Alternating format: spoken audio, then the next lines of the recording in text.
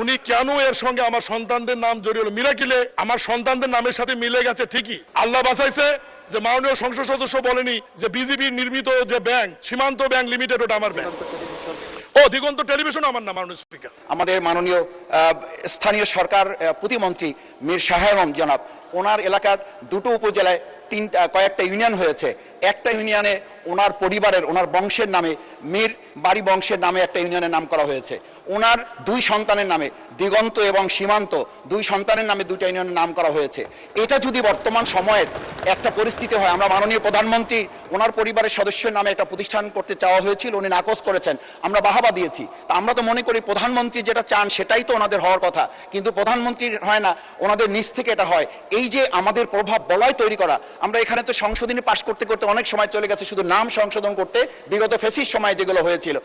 বিরোধী দলীয় মাননীয় সংসদ সদস্য শফিকুল ইসলাম মাসুদ দুর্নীতি দমন কমিশনের ছাঁটাই প্রস্তাবের আলোচনায় গিয়ে আমাকে ছাঁটাই করেছে আর কি। আমি ব্যক্তিগতভাবে কৈফিয়ত প্রদান করছি মাননীয় স্পিকার সংসদে।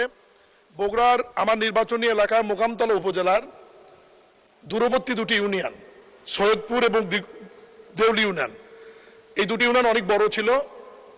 স্থানীয় প্রশাসন, উপজেলা নির্বাহী অফিসার এবং জেলা প্রশাসক যাচাই বাছাই করে গণশুনানি করে সৈয়দপুর ইউনিয়নটি যেহেতু গাবতলী এবং সোনাতলা উপজেলা সীমান্তে, এই কারণে সৈয়দপুরের সাথে নাম মিল করে সীমান্তবর্তী হওয়ায় নতুন ইউনিয়নের নাম করেছেন সীমান্ত ইউনিয়ন।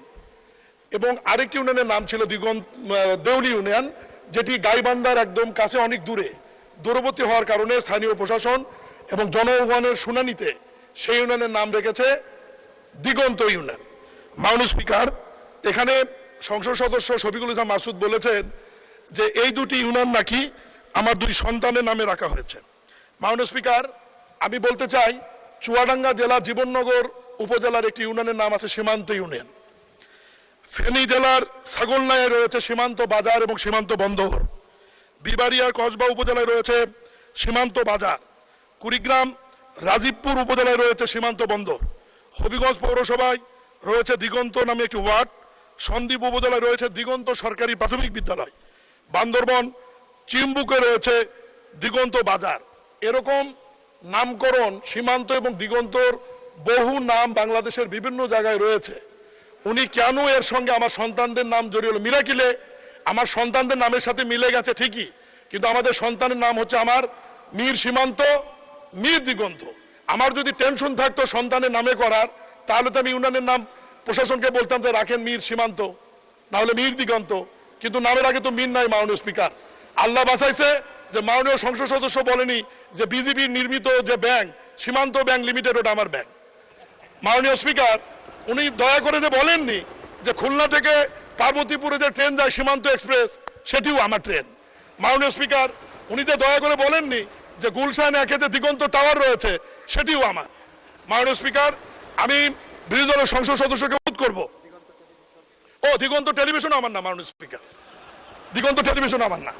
আমি অনুরোধ করব যে কোনো বিষয়ের মধ্যে ব্যক্তিগত আক্রমণ করে তথ্যপত্র না নিয়ে এটা না বলার জন্য আমি মাননীয় স্পিকার অনুরোধ করব তার এই বক্তব্যটি সংসদ থেকে এক্সপান্স করা হোক। আমার এটা ব্যক্তিগতভাবে আমি হেয় প্রতিপন্ন হয়েছে বলে মনে করি। ধন্যবাদ মাননীয় স্পিকার।